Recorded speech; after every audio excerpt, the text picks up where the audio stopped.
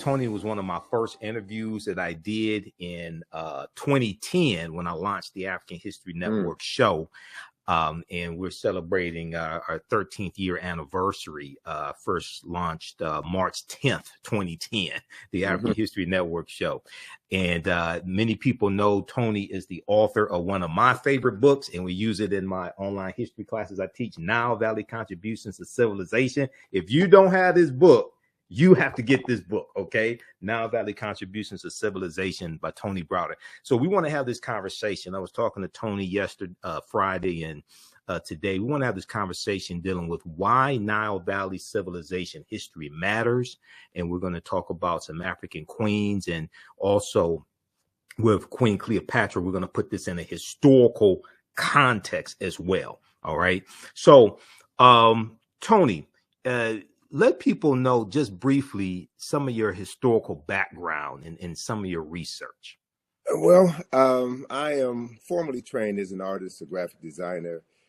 My interest in history was piqued on February the 21st, 1977. That was probably before some of your listeners were born. That was when I met Ivan Van Sertima. Dr. Ivan Van Sertima was speaking at Georgetown Law School. He had just previously published They Came Before Columbus, the African Presence in America. And it was during that lecture that Van Sertima documented the pre-Columbian presence of Africans from the Nile Valley who had built ships, navigated the Nile River, Mediterranean Sea, and made numerous journeys to the Americas, principally in Mexico, where they brought their cargo of knowledge, astronomy, architecture, engineering, and agriculture, and influenced, helped to jumpstart civilization in the Americas, and that they were known to these ancient people as the Olmecs. And there were at least 20 large heads of these stone-carved heads of these Africans that were placed on ceremonial temples and mounds throughout Mexico. And what really blew my mind was when Van Sertima said that these Africans who had come to Mexico from the Nile Valley were from Egypt, and they were black. They were from Kush, and they were black. And this was the first time in my life I had ever heard anyone say this, because everything that I had read, everything that I had seen in television, everything that I had learned in every school that I had attended, even though they were predominantly black schools, taught just the reverse. So my mind was blown upon hearing Dr. Van Sertima's lecture, and that prompted me to begin to revisit everything that I had learned. And then I discovered what I referred to as forbidden knowledge. Information, historical information, which has been intentionally withheld from certain populations in order to influence how they see themselves, how they see the world, and how they interact with others. So it was my interest in learning this forbidden history that prompted my travels to Egypt, that prompted my my writing, my interest in studying this information. And another major turning point in my life was in September of 1984, when Ivan Van Sertima, along with Charles French and Asa Hilliard, sponsored the Nile Valley Conference at Morehouse College. And that 4-day event cemented to me the power of knowledge.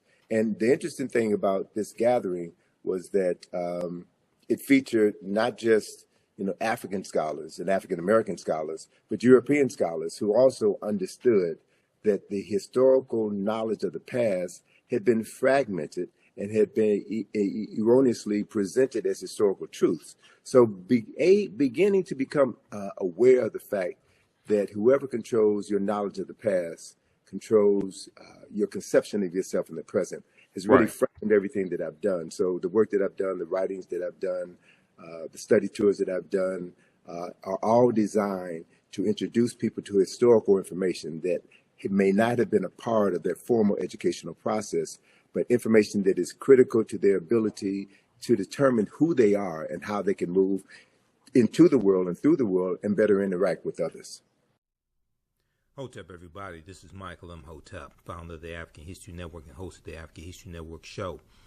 Join me Sundays, 9 p.m. to 11 p.m. Eastern Standard Time for the African History Network show, which broadcasts on our social media platforms and on blogtalkradio.com. Visit our website, TheAfricanHistoryNetwork.com, for more information. Follow us on social media and Michael Imhotep, IMHOTEP, on YouTube, Facebook, and Instagram. Also follow our Facebook fan page, The African History Network, The African History Network, where we have 1 million followers on Facebook.